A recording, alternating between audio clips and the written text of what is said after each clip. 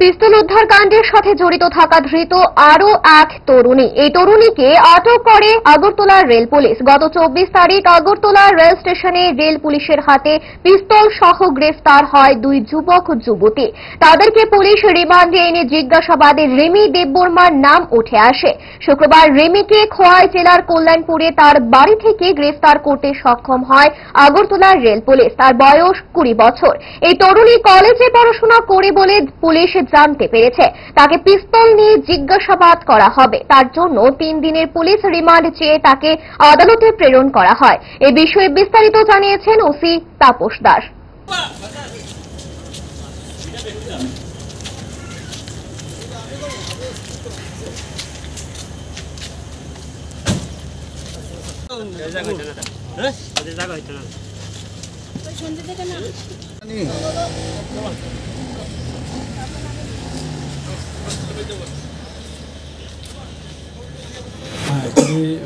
গত 24 তারিখ আমাদের আগরতলা জিআরপি থানাতে যে একটা অস্ত্র নিয়ে যে ধরা পড়েছিল এবং এটা আমাদের থানাতে একটা মামলা হয়েছিল।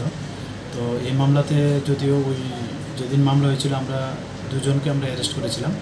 তো তাদেরই সঙ্গে এবং যে ডিউরিং ইনভেস্টিগেশনে এখন পর্যন্ত আরেকজনের লিঙ্ক আমরা পেয়েছি এবং ওনাকে আমরা ওই কেসে অ্যারেস্ট করেছি। তো এর নাম রিমি দেববর্মা।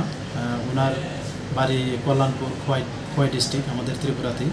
তো আজকে ওনাকে আমাদের মহামান্য আদালতে প্রেরণ করা হয়েছে পুলিশ রিমান্ডে, 3 দিনের পুলিশ রিমান্ডে। কোন জায়গা থেকে ধরা হয়েছে? অ্যাকচুয়ালি প্রিভিয়াস যিনি অ্যারেস্ট হয়েছেন উনিও পুলিশ রিমান্ডে ছিলেন আমাদের জিআরপি থানাতে।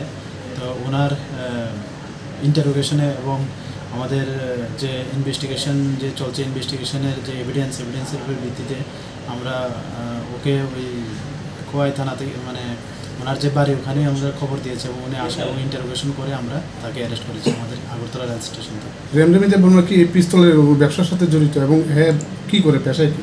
পেশায় তো এমনিতে সে কিছু করে না। তো এমনিতে আমরা ওই যে ওই কেসে আমরা তাদের ইনভলভেন্সি আমরা পেয়েছি।